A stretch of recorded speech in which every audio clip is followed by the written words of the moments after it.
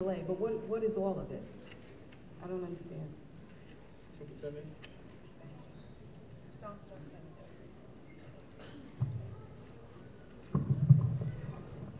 In the past, to help with teachers, we used to have what we call subject matter specialists. The title was, we did away with the position because there was discrepancies between, with the union, and that the teachers were a part of the bargaining unit and still allowed to evaluate teachers.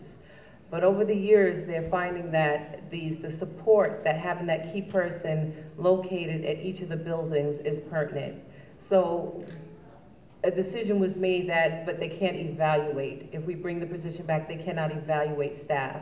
So they're there to run professional learning communities so they can discuss best practices, strategies, review lesson plans with teachers, to mentor some of the new teachers that will be starting in the department, as well as those teachers who are not functioning up to par for each of those different areas. So they serve as support systems for the middle and the high school. Okay, so in addition to the principals and the assistant principals, they don't do evaluation? No, the principals and assistant principals do the evaluations, but these people will not do evaluations. In the past, the evaluation process was very simple. Now with Common Core, the new APPR guidelines, it's an arduous task to get the observations done, as well as to continue to monitor instruction on a daily basis just to make certain things are happening in the classroom the way they're supposed to. And then as a new person, you're not tenured, quite tenured.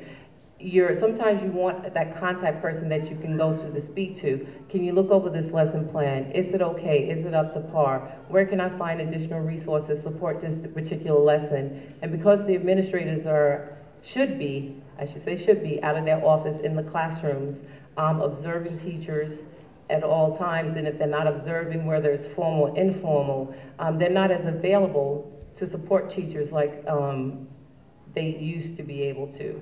So we felt like if we had some additional support in the middle and the high school, some key contact people that the teachers can kind of run things by prior to, executing a lesson. Here are my lesson plans for the week. What do you think? Are they Common Core aligned?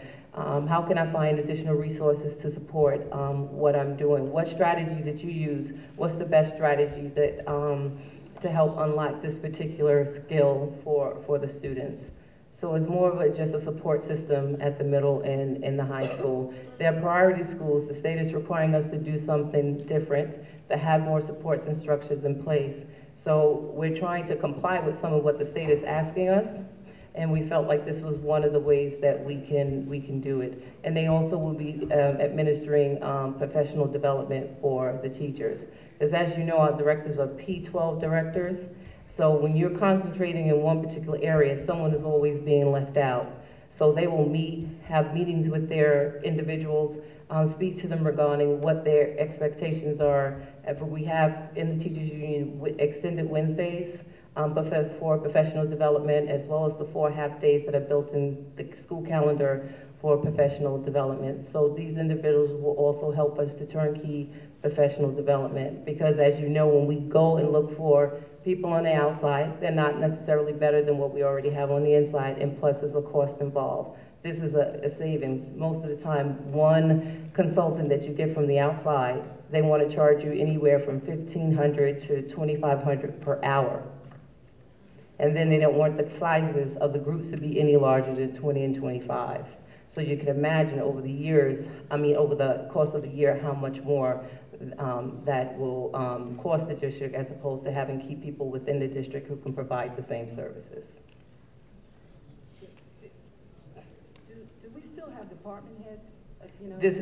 No, we don't have department heads. These are similar to what we consider department heads without the evaluation piece, so there's no union involvement. Because they were, like I said before, with the subject matter specialists, the teachers union felt it was a conflict of interest to have someone in the union and can observe, one of its own constituents. So we recreated the position, but calling them coaches as opposed to a department head that has the authority to evaluate, a teacher, observe and evaluate. So are these people still in the classroom? Yes. Oh, yes. So they don't lose their classroom responsibilities.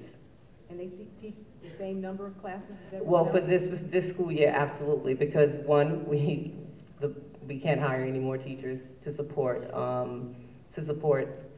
removing classes. In the past, they used to teach 3 classes only, but they'll be teaching 5 classes, and they'll be using what they call the duty period that they have to work with teachers with PLCs, and then do some after-school work as well. So do they have confirmed, consigned hours that they have to work for this $11,000? 12, 11, 7? Do they have, is there What a certain happens number is of- if, let's say for example, when we use teachers to do professional development, according to the contract, they're supposed to get paid for those services. So this is a way of eliminating a lot of the extra monies that's spent on professional development, because it's like having your own team of professional development in district. No, I get that part, but when is what I don't get.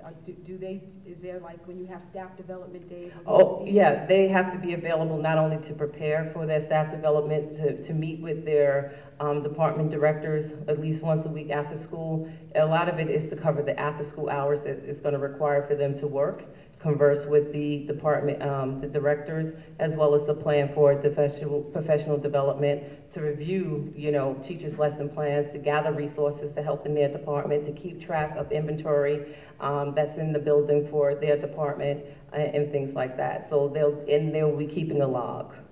All right, so it's not like you're giving someone a stipend and they're not being accountable for it. They will have to keep a log, and they will submit their logs to the director to support the additional work that they're doing with the stipend, and then the directors turn all that information into my office, and we'll be reviewing it for, number one, to make sure people are doing what we're asking of them to do, and for its effectiveness.